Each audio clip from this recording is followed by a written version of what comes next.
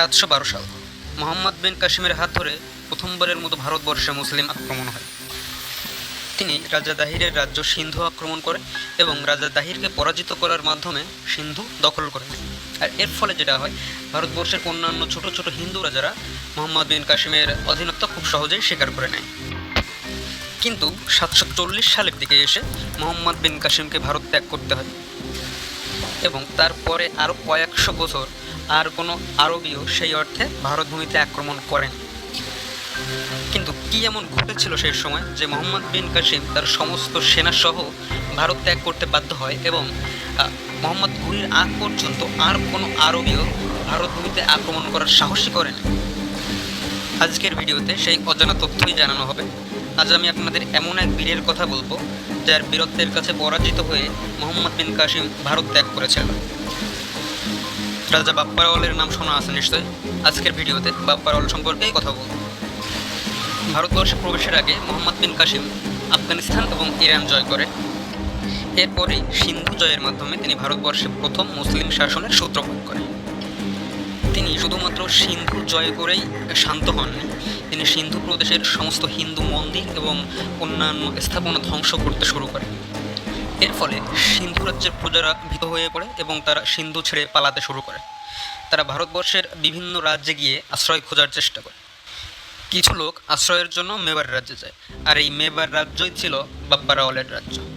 তিনি শরণার্থীদের কাছ থেকে মোহাম্মদ বিন কাসিমের এসব অত্যাচারের কথা শোনেন এবং তিনি ভীষণ ক্রুদ্ধ হন এসব শুনে।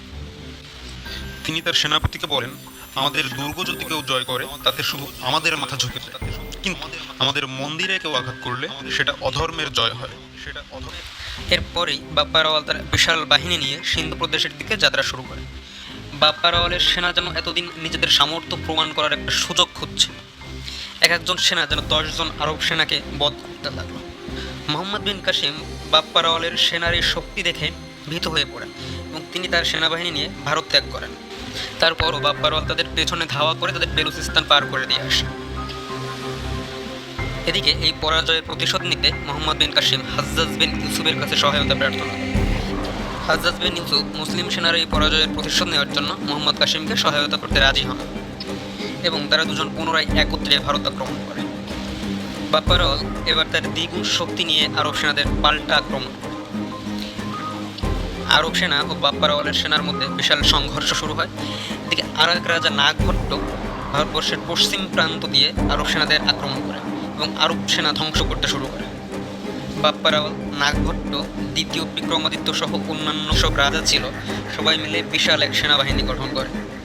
এই মহাসেনা নিয়ে এবার বাপ্পারাওয়াল আরব বাহিনীর পেছনে ধাওয়া করে এবং তাদের এবার আরব ভূখণ্ড পর্যন্ত তাড়া করে নিয়ে যায়। বাপ্পারাওয়াল চাইলে হয়তো আরব ভূখণ্ডে তার রাজত্ব স্থাপন করতে পারত, কিন্তু তিনি সেটা সেখানে করেননি। তিনি আরব ভূখণ্ড থেকে ফেরার পথে ভারতবর্ষের উত্তর পশ্চিম সীমান্তে একটি শহর তৈরি করে, কারণ এই সীমান্ত দিয়েই বহিরাগত আক্রমণ সব থেকে বেশি হতো। আর সেই শহরে তিনি তার একটি সেনা ঘাঁটি স্থাপন করেন।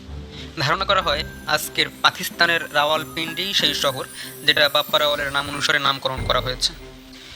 বাপ্পারাওয়াল শুধু আরব সেনাদের সিন্ধু থেকে বিতাড়িত করেনি, তিনি বেলুচিস্তান, গজনি, কান্দাহার এবং খোরাসান পর্যন্ত তার রাজ্যের সীমানা বিস্তৃত করেছে। কিন্তু দুঃখের বিষয়, এই মহান বীরের কথা আজও আমাদের অনেকের কাছে অজানা রয়ে গেছে।